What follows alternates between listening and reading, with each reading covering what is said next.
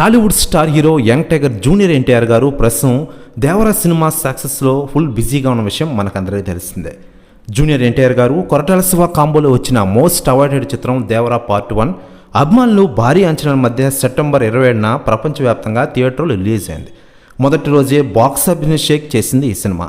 తొలి వారంలో ఏకంగా 400 కోట్ల పైగా వసూలు సాధించింది. దీంతో దేవరా చిత్రబృందం సక్సెస్ మీట్ నిర్వహించింది.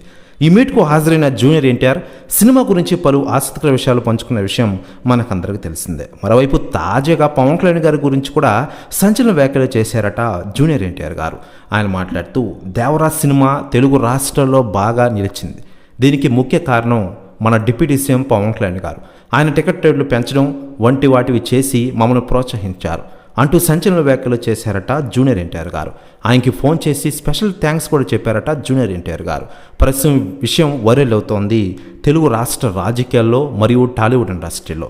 ఇకపోతే పవన్ కళ్యాణ్ గారు ప్రస్తుతం ఆంధ్రప్రదేశ్ రాష్ట్ర డిప్యూటీ సీఎంగా రాణిస్తున్న విషయం మనకందరికీ తెలిసిందే.